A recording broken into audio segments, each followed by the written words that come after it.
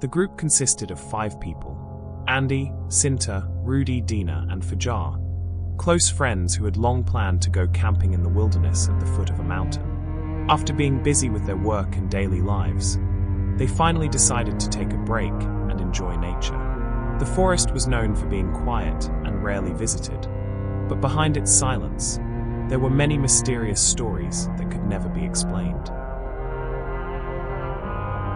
They arrived at the forest in the late afternoon, as the sun slowly sank, leaving behind an orange glow that warmed the ground. The darkening sky made the atmosphere even more serene, with only the sound of the wind rustling through the trees. They set up their tents near a small river, its water flowing gently. Cinta, who preferred to take in the view, sat by the riverbank, letting the breeze brush against her face. "This feels like paradise," she said, gazing into the depths of the forest. However, despite the peaceful surroundings, something felt off. Dina, who was more sensitive to her environment, started to feel uneasy. "I feel like someone is watching us," she murmured, more to herself than to her friends. Andy chuckled lightly, dismissing Dina's concerns as mere imagination. "Come on, it's just your mind playing tricks on you," he said while adding more firewood to the growing campfire. "This forest is quiet and safe." As night fell, they sat around the fire, chatting and enjoying some snacks. But as the fire crackled, something strange happened. The once peaceful sounds of the forest became eerie. The wind picked up, making the trees whisper in a language they couldn't understand. The stillness that had been calming now felt unsettling, filled with unnatural noises that grew more disturbing by the minute. "Did you hear that?" Fajar asked, his voice unsteady. Everyone fell silent, listening intently.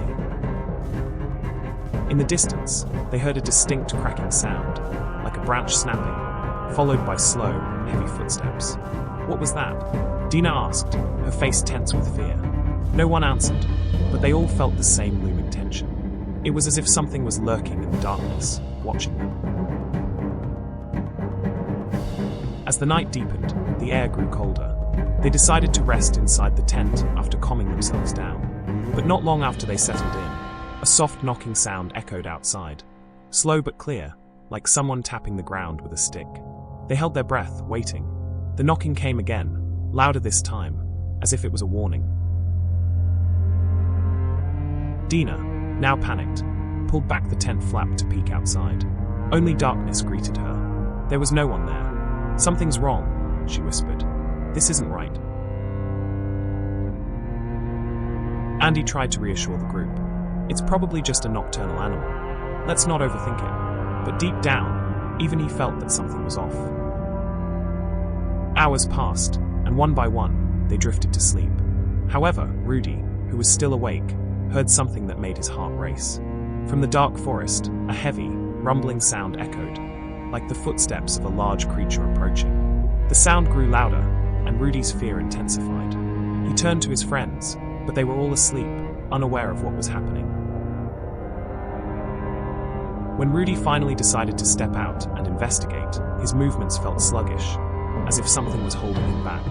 His heart pounded as he stepped onto the ground, and an eerie chill ran through him. The forest around him felt unnaturally still, wrapped in an oppressive silence. There were no birds, no nocturnal creatures, just his own breathing, loud in the night. Rudy cautiously moved toward the source of the sound. The closer he got, the clearer the footsteps became. Suddenly, they stopped. In the thick silence, he turned and saw behind a massive tree a shadowy figure moving swiftly, darting through the darkness, disappearing from sight. Shaken, he sprinted back to the tent, frantically waking the others. "Something is following us. We need to leave now," he shouted, his voice trembling. They hurried out of the tent, confused and frightened. But as they tried to retrace their steps out of the forest, they realized something terrifying. The path they had taken to enter was no longer there. Everything looked unfamiliar. The trees seemed different, and the trail they remembered was gone. "There's something wrong with this forest," Cinta cried, desperately looking for a way out. Suddenly, a loud, chilling scream echoed echoed from deep within the woods, piercing the night. "Let's go back to the tent and stay together," Andy ordered. But as they returned to their campsite, something horrifying had happened. Their tent was gone. There was no trace of it ever being there. Confusion and fear overwhelmed them. Dina, now sobbing, clung to Cinta's arm. "We're trapped here," she whispered. "This isn't a normal forest. We're not getting out alive." As they began to lose hope, the heavy footsteps returned. This time, not from far away. The sound was close. So close, they could feel the ground vibrating beneath them. Fajar, the bravest among them, decided to step forward and see what was approaching. But just as he took a step, his body froze mid-motion. The eerie silence was shattered by the rapid stomping of something massive. A towering figure emerged from the shadows, an indescribable entity, its form too dark and twisted to comprehend. "Run!"